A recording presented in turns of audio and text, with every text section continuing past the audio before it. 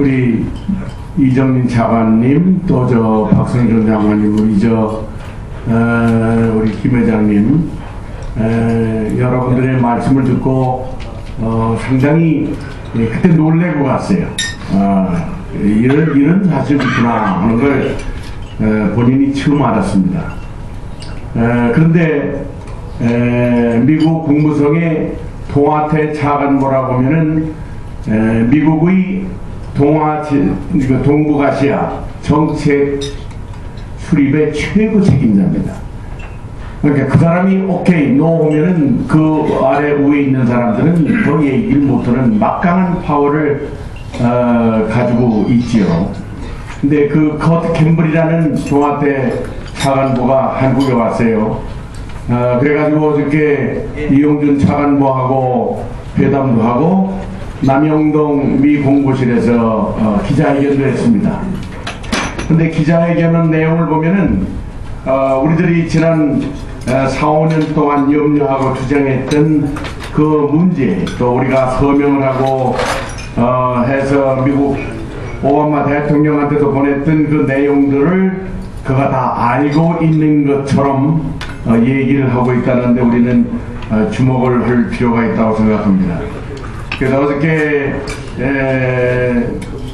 전시작전 통제권 반환 문제와 관련해서 그 미 국무차관보가 얘기하기를 미국은 한국의 강력한 파트너 국가로서 전시작전권 반환에 관한 한국 내부의 우려를 진지하게 받아들이고 있다며 양국 고위 지도자들 간 더욱 대화가 필요한 사안이라고 밝혔다, 이렇게 얘기를 했습니다. 이건 상당히 놀라운 주목할 만한 발전이죠. 앞으로 한미 정상회담이 열리면은 매듭이 될 수 있는 그런 그 여유와 가능성을 시사한 대단히 중대한 발언이라고 생각이 됩니다. 여러분도 잘 아다시피 지난달 말에 김태형 국방장관이 어느 조찬 모임에서 그런 얘기를 했죠. 북한의 핵 공격을 할 조짐이 보이면은 선제 공격을 하겠다.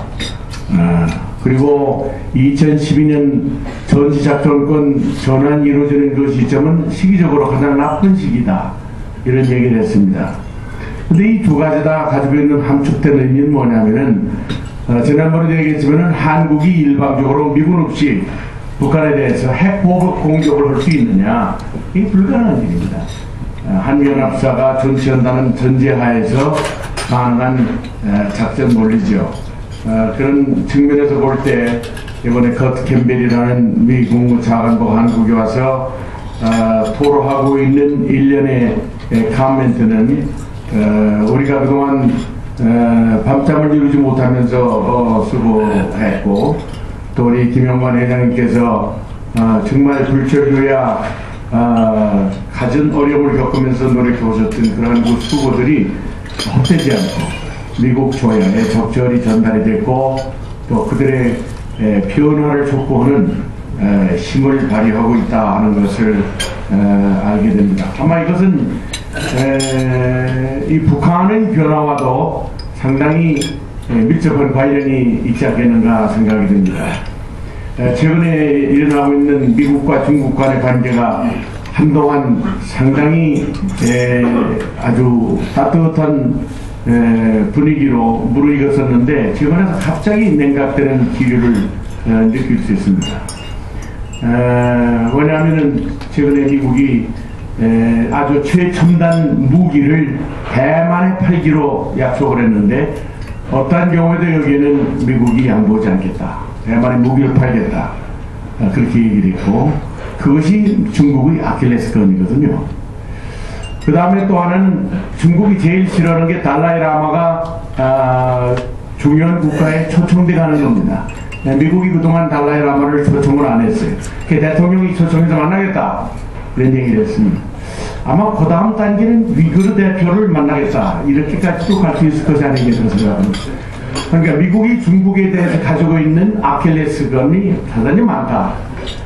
그러므로 북한의 김정일 정권이 무너졌을 때 중국이 압록강을 건너서 북한으로 가고자 하는 욕심을 부렸을 때 미국이 내놓을 수 있는 카드는 아킬레스건 카드는 또 있을 수 있다. 그런 데 대해서 이건 곧 캠벨의 감멘트는 이번 한국에 와서 대단히 소위 강대국 정치, 힘의 정치가 어떤 모습으로 드러나고 있는가 하는 걸 검증할 수 있어요. 저러다가 어떤 원칙적인 합의가 이루어지면은 미국과 중국이 또 갑자기 미로를 관계로 들어갑니다. 두 나라의 이해관계가 맞아떨어지면은 아무 일도 없었던 것처럼 이런 사실에 우리는 주목을 하면서 한반도 문제를 그렇기 때문에 어떤 경우에도 미국과 아주 튼튼한 동맹관계를 유지하는 일이 우리가 살 수 있는 일이고 가장 저렴한 가격으로 남북 통일을 이루는 최전의 최상의 최고의 방법이다. 오늘 걸 다시 한번 확인할 수 있는 국제 환경을 알게 됩니다.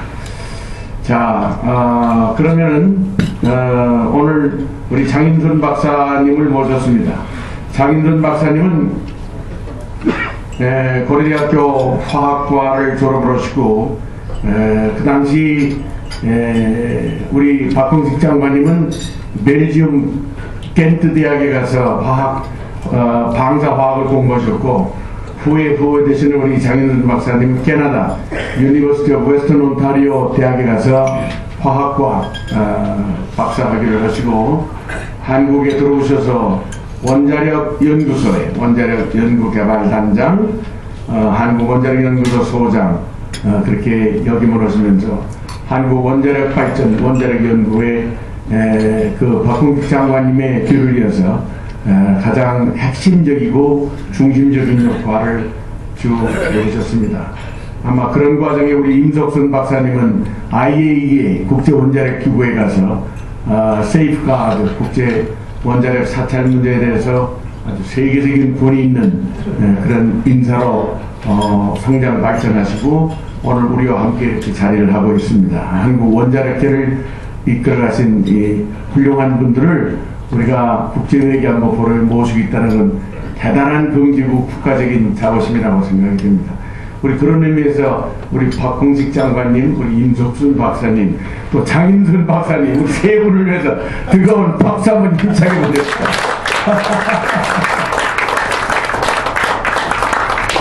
장 박사님은 우리가 시내에서 포럼을 할 때도 모시고 일부러 대덕 원자력 연구소 소장을 하고 계실 때 뉴스오브 호텔에 주무시면서 아주 명강해 해주셨는데 최근에 여러분들 이명박 대통령이 그 운이 좋아서 우리들 모두가 당선시키는데 수고한 이명박 대통령의 그 국운이 상선시대 맞아서 우리 장인선 박사님과 우리 박 장관님 이런 분들이 개발한 한국형 원자로 이것이 세계인의 이목을 집중시키고 세계 무대를 제패하는 그런 드라마를 역사적인 드라마를 만들어냈는데 그것이 그 숨겨있는 비사 이런 것들을 한번 오늘 듣기로 했습니다. 그래서 한국의 원자력 기술의 도전과 승리의 역사라는 주제로 장인선 박사님 모시고 말씀 듣도록 하겠습니다. 뜨거운 박수로